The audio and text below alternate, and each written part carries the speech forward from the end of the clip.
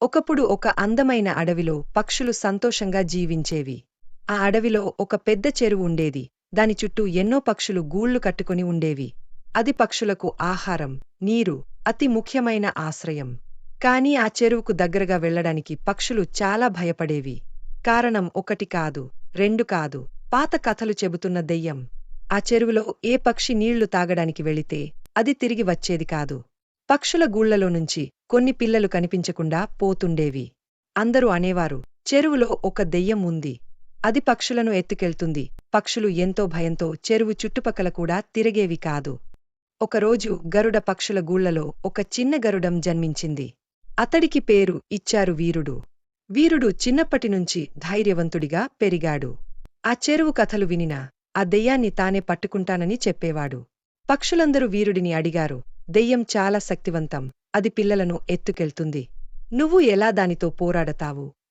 వీరుడు ఒక గొప్ప ప్లాన్ వేశాడు. మనం దెయ్యాన్ని బయటకు లాక్కొని దాని బలహీనత తెలుసుకుంటే దాన్ని అడ్డుకోవచ్చు అని అన్నాడు. అందరూ దానిని అంగీకరించారు.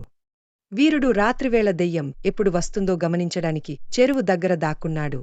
కొద్దిసేపటికి ఒక పెద్ద కరిప్రాంతి, ఒక పెద్ద పిడుగు లాంటి ఆత్మ వెలుగులు వెదజల్లుతూ బయటకొచ్చింది.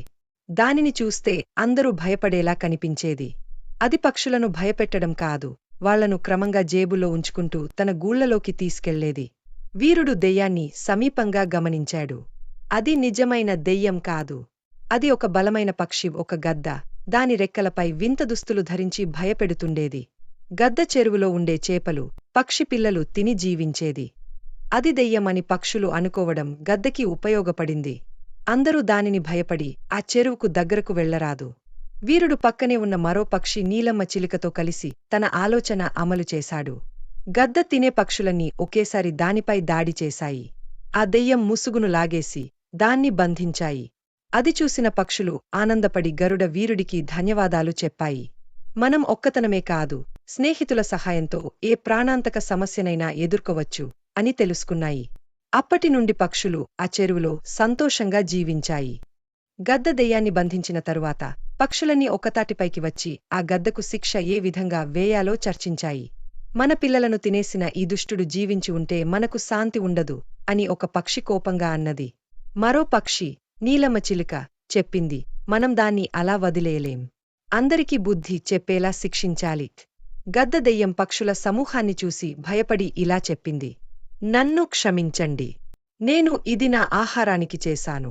మీరు చంపకండి.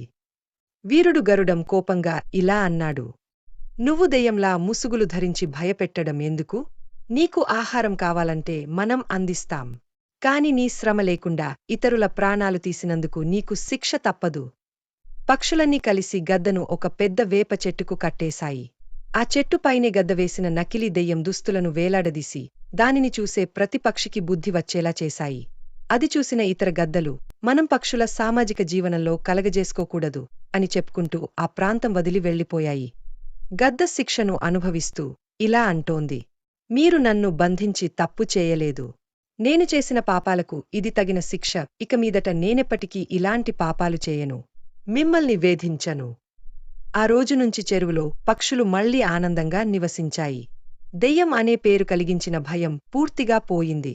ఆ చెరువుకి వీరుల చెరువు అని పేరు పెట్టి పక్షుల స్నేహబంధానికి ప్రతీకగా తీర్చిదిద్దాయి. గద్ద దెయ్యాన్ని చెట్టుకు కట్టి దాన్ని శిక్షించిన తర్వాత పక్షులు తమ సామూహిక విజయాన్ని ఆనందంగా జరుపుకున్నాయి. పక్షుల చెరువు చుట్టూ తిరిగి హాయిగా జీవితం మొదలైంది. చెరువు గట్టుపై అన్ని రకాల పక్షులు చేరి స్నేహపూర్వకంగా మాట్లాడుకునేవి. పిల్ల పక్షులు విత్తనాలతో, నీటితో ఆడుకుంటూ ఆనందంగా గడిపేవి. గరుడ వీరుడు ఆ పక్షుల మధ్య ఒక హీరోగా నిలిచిపోయాడు. నీ ధైర్యం వల్లే మనమందరం భయాన్ని జయించగలిగాం అని నీలమ్మ చిలుక ఆనందంతో చెప్పింది. వీరుడు నవ్వుతూ ఇలా అన్నాడు, ధైర్యం నాకే కాదు, మనందరికీ ఉంది. మనం ఒకరికి తోడుగా ఉంటే ఎటువంటి విపత్తునైనా ఎదుర్కోవచ్చు. గద్ద దెయ్యం అనుభవంతో తన తప్పును ఒప్పుకుంది. అది కూడా ఆ పక్షులకు మంచి చేయాలని నిర్ణయించుకుంది. నేను ఈ చెరువు చుట్టూ ఉండే చిన్న పక్షులను ఏ భయంతోనూ నిలబడనివ్వను. మనస్ఫూర్తిగా సాయపడతా అని గద్ద ప్రామిసు చేసింది. పక్షులు దానికి ఒక అవకాశం ఇచ్చి దాని చుట్టూ జరిగే మార్పును గమనించాయి.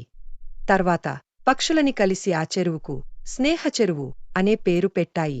ప్రతి ఏడాది ఆ చెరువులో ఒక పండుగ జరుపుకోవాలని నిర్ణయించాయి. ఆ పండుగలో పక్షులు తమ నైపుణ్యాలను, గానాలు, ఆడపాటలతో తమ ఆనందాన్ని పంచుకునేవి.